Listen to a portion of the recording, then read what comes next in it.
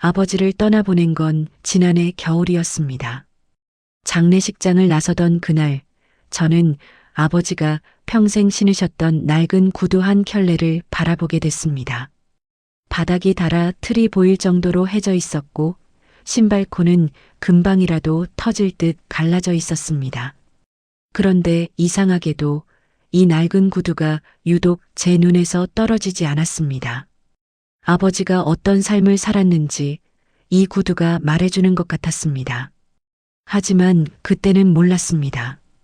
이 구두가 제 인생을 완전히 뒤바꿀 비밀을 품고 있다는 것을요. 아버지는 평생 말수가 적은 분이었습니다. 일에 대해 묻거나 어디 다녀왔는지 물어보면 항상 짧게 대답했습니다. 일 좀 하고 왔다. 별거 아니다. 그 정도였습니다. 그래서 저와 어머니는 아버지가 공장에서 성실하게 일하며 우리를 먹여 살리는 줄만 알고 있었습니다. 그런데 돌이켜보면 아버지는 항상 새벽 4시에 집을 나서곤 했습니다. 아무리 겨울 폭설이 내려도, 아무리 감기 몸살을 앓아도 아버지는 그 시간에 맞춰 일어나셨습니다. 저는 그 이유가 늘 궁금했습니다. 왜 그렇게 일찍 나가야만 했을까? 하지만 아버지는 얘기하려 하지 않았습니다.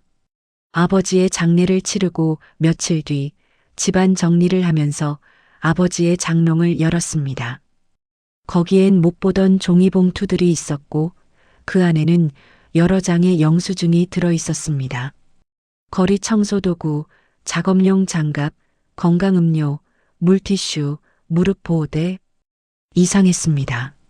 아버지는 공장에서 일한다고 했는데 왜 이런 물품들을 샀던 걸까? 종이봉투 맨 아래에는 구겨진 메모 한 장이 숨겨져 있었습니다. 그 메모에는 삐뚤삐뚤한 글씨로 이렇게 적혀 있었습니다. 준호 대학 등록금 모으기. 조금만 더. 저는 놀라서 아버지가 다닌다는 공장에 전화를 걸었습니다. 혹시 제 아버님 20년 넘게 여기서 근무하셨던 씨 아시나요? 그런데 상대방은 잠시 침묵을 하더니 이렇게 말했습니다.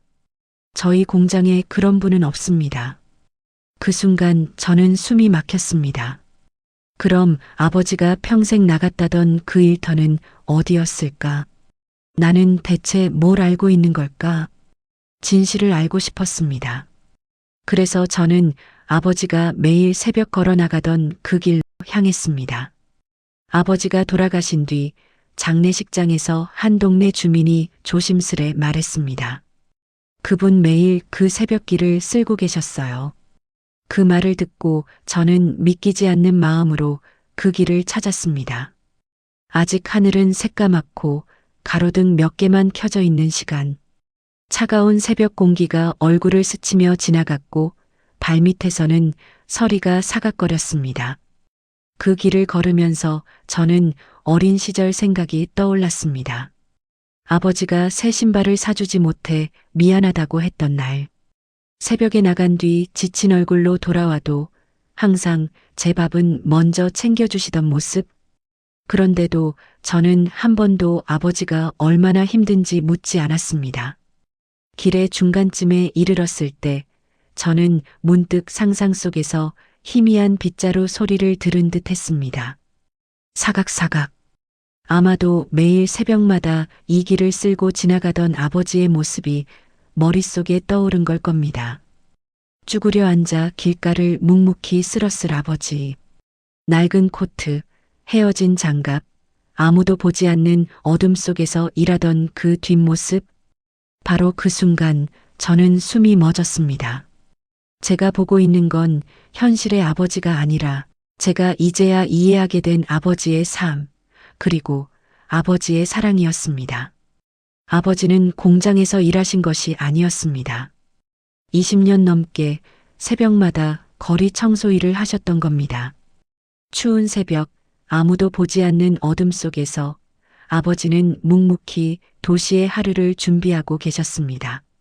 저와 어머니가 힘들어할까봐, 자식이 부끄러워할까봐 당신의 일을 누구에게도 말하지 않으셨던 것입니다. 저는 멀리서 그 모습을 바라보며 발이 떨어지지 않았습니다.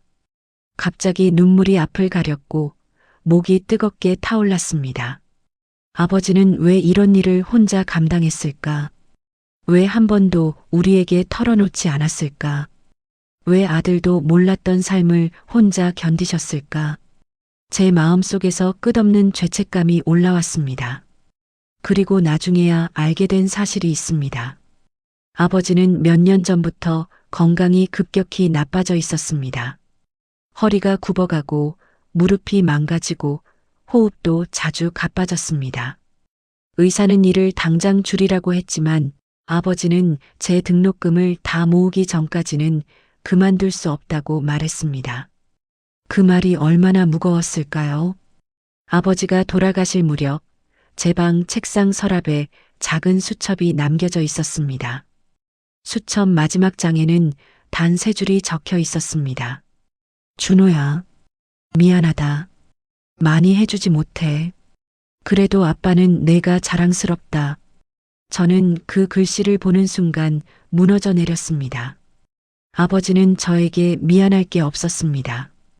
오히려 제가 아버지께 수없이 많은 사랑을 받으면서도 그 마음을 제대로 이해하지 못했습니다.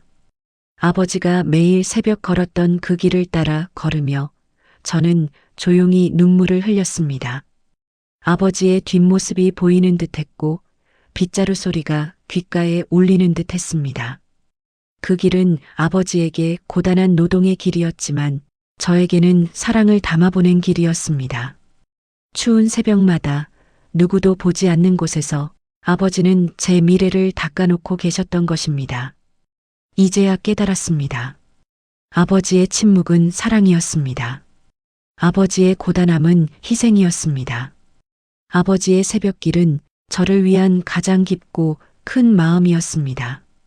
이 영상을 보고 있는 여러분, 혹시 여러분 가까이에 말없이 희생하는 누군가가 있다면 그 마음을 너무 늦기 전에 꼭 알아봐 주시길 바랍니다.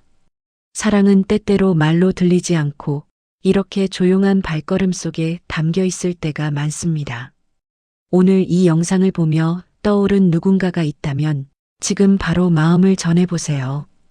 당신의 한마디가 누군가의 오랜 새벽길을 따뜻하게 밝혀줄지도 모릅니다. 감사합니다.